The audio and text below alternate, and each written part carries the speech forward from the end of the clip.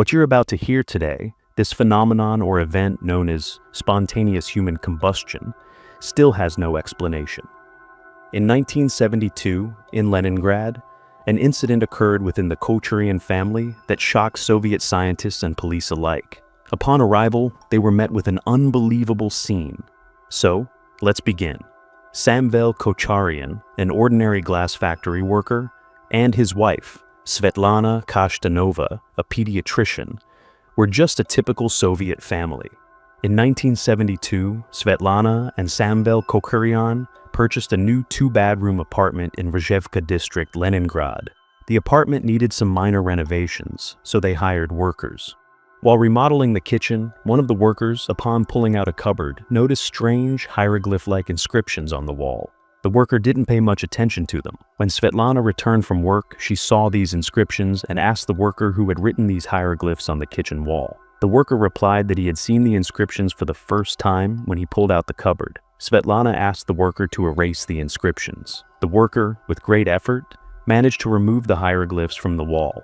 At this time, Samvel Kocharian also returned from work, and his wife recounted the incident to him. However, no one gave it any particular significance.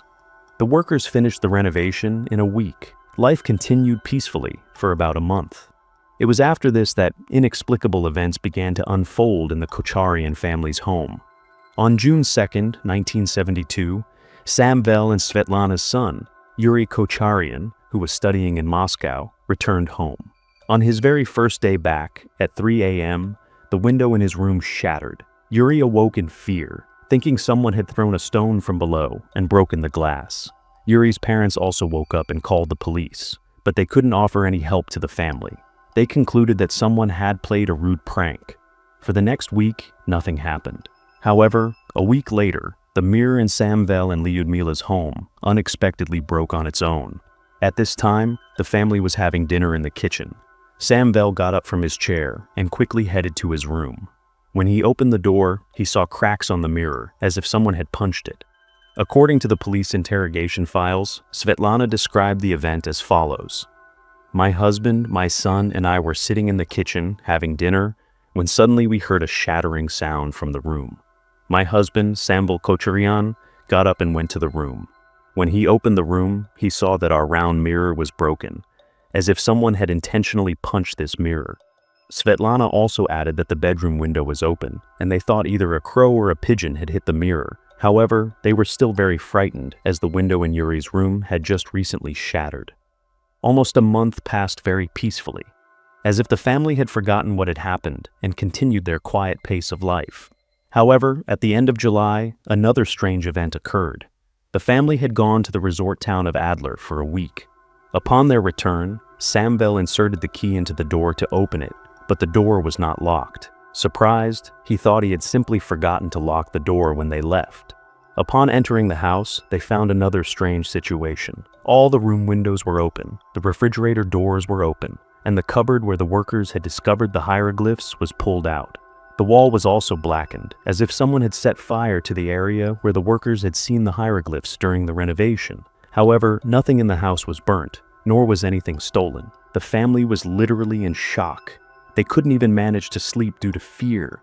Lyudmila told Samvel that perhaps he should secretly see a priest for advice. As you know, the Soviet Union's regime was atheistic.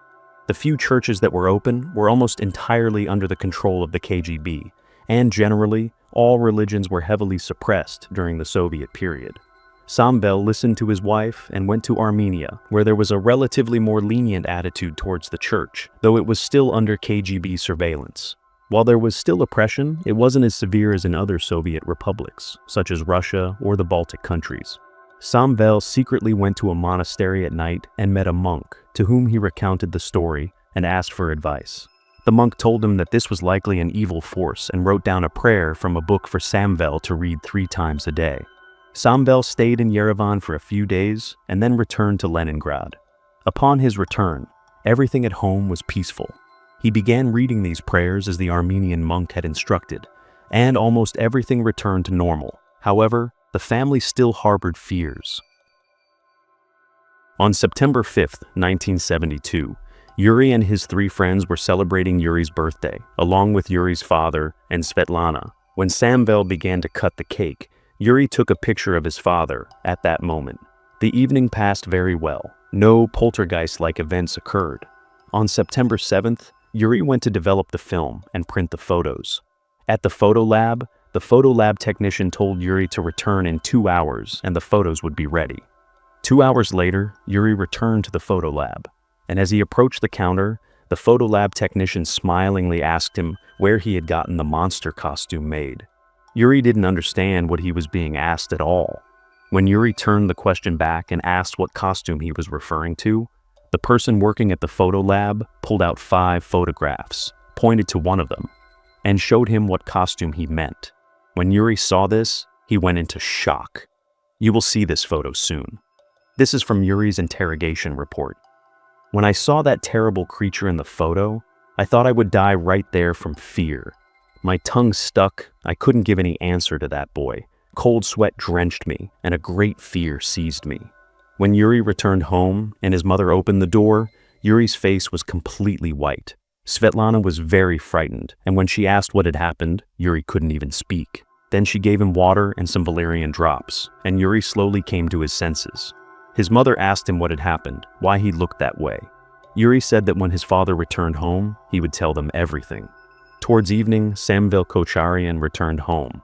Yuri asked both his mother and father to sit in the kitchen, as he had a very strange picture to show them. He warned them beforehand that it would be very frightening to see. Svetlana became very nervous, and Samvel told her to leave the kitchen for a while. Yuri took the picture out of a small bag and showed it to his father. Samvel saw his own head, and behind him, by the door, a strange creature that resembled a monster. This is precisely that photo. You'll agree, this photograph is quite terrifying. Samvel, shocked, sat down on the chair. The strange events that had recently occurred in his house flashed before his eyes. Svetlana also saw the photo a little later, at which point she became ill, and an ambulance even had to be called. However, Svetlana Kocharian was not taken to the clinic. The Kocharian family was shocked and could not find an explanation for how this terrifying creature could have been captured in the photo. Samvel decided to report everything to the police. The police arrived at Samvel's apartment in the Rzhevka district. When the police began questioning the Kocharian family, Samvel told them everything, recounting the strange events that had unfolded in his home. Then he told Yuri to show the photo to the police. Yuri brought out the photo and showed it to the police. Even the police were shocked looking at this photo. They simply couldn't figure out how they could help them. The police decided to keep watch near the Kocharians' house for 3 days. Nothing special happened during these 3 days. The family had lost the ability to sleep. After 3 days, the police stopped their surveillance. On September 29, 1972, tragedy struck the Samvel's family. At 10 a.m., the smell of something burning came from the toilet. Yuri smelled this odor. At first, he thought the smell was coming from outside, so he closed the open kitchen window. However, the smell did not dissipate. Yuri got up and went towards his room. He thought the smell was now coming from his room, but before he reached his room, the smell intensified, and Yuri realized the smell was coming from the toilet. When he knocked on the door and called his father's name, Samvel did not answer. The door was locked. Yuri began to kick the door in. He broke down the door and saw black ash on the toilet floor, along with his father's shoes, and only Samvel's feet remaining in those shoes. Yuri was confused, didn't understand anything, and cried out his father's name. Complete panic seized Yuri. Svetlana was at work at this time. A few minutes later, Yuri called the police and an ambulance. The police arrived quite quickly, went into the house, and were met with this horrific scene.